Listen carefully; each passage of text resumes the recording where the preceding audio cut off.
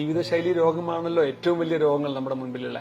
പക്ഷെ ഇത് പറഞ്ഞു കഴിഞ്ഞാൽ രോഗികൾക്ക് അങ്ങ് മനസ്സിലാവില്ല. അവര് ഇത് പ്രശ്നമുണ്ട്, അപ്പൊ കൊളസ്ട്രോൾ കൂടി അതിനൊരു മരുന്ന് തരൂ, പ്രഷർ കൂടി അതിനൊരു മരുന്ന് തരും എന്ന ഒരു ആറ്റിറ്റ്യൂഡിലാണ് ഒരുപാട് പേഷ്യൻസ് വരുന്നത്. ഞാൻ ഇവരോട് പറയും, ഞങ്ങൾ ഡോക്ടേഴ്സ് നിങ്ങളൊരു പ്രഷറുമായിട്ട് വന്നു കഴിഞ്ഞാൽ ഒരു മരുന്ന് തരും, ആ ഒരു മരുന്നുകൊണ്ട് പ്രഷർ കൺട്രോൾ ആയിട്ടില്ലെങ്കിൽ ഞങ്ങൾ 2 മരുന്നാക്കും, അങ്ങനെ മരുന്ന് കൂട്ടിപ്പോകും. ആ പ്രഷറിന്റെ കൂടെ നിങ്ങൾ കൊളസ്ട്രോളുമായിട്ട് വന്നു കഴിഞ്ഞാൽ കൊളസ്ട്രോളിന് വേറെ മരുന്ന് തരും.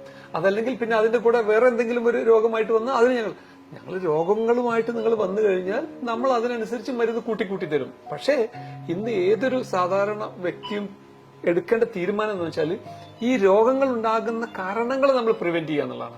അതല്ലാതെ പ്രഷർ ഉണ്ട് അതിനൊരു മരുന്ന് കഴിക്കുക, കൊളസ്ട്രോൾ ഉണ്ട് അതിന് വേറെ മരുന്ന് കഴിക്കുക, ഷുഗർ ഉണ്ട് അതിന് വേറെ മരുന്ന് കഴിക്കുക എന്നതിന് ബദല് ഈ മരുന്ന് കഴിക്കേണ്ട സാഹചര്യം ഇല്ലാതെ ഞാൻ എങ്ങനെ നോക്കും, അത് എന്റെ ഭക്ഷണത്തിന്റെ രീതിയിൽ കൂടി അല്ലെങ്കിൽ എന്റെ വ്യായാമം മൂലം അല്ലെങ്കിൽ മറ്റ് ജീവിതചര്യയിൽ വരുത്തേണ്ട മാറ്റങ്ങൾ വരുത്തി ഈ മരുന്നിലേക്ക് പോകാതെ നോക്കുക എന്നുള്ളൊരു മെസ്സേജ് ഭയങ്കര ഇമ്പോർട്ടന്റ്. പക്ഷെ ആളുകൾക്ക് ഇത് മനസ്സിലാവില്ല. ഞാൻ ഒരുപാട് ആളുകളോട് ഇങ്ങനെ പറയാറുണ്ട്, നിങ്ങൾ കുറെ പ്രശ്നങ്ങളായിട്ട് വന്ന് നിങ്ങൾ നോക്കേണ്ടത് ഇതൊക്കെ വലിയ രോഗമായ ഹാർട്ട് അറ്റാക്ക് അല്ലെങ്കിൽ സ്ട്രോക്ക് എന്നതിന് കാരണമാകാൻ പോകുന്ന റിസ്ക് ഫാക്ടേഴ്സ് ആണ്.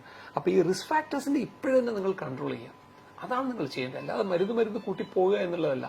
പക്ഷെ ഡോക്ടേഴ്സ് നിങ്ങൾ കൂടുതൽ പ്രശ്നങ്ങൾ വരുന്ന കൂടുതൽ മരുന്ന് തരിക. അപ്പൊ അതാണ് നമ്മളൊരു ഇമ്പോർട്ടന്റ് മെസ്സേജ് ആളുകൾക്ക് കൊടുക്കുന്നത്.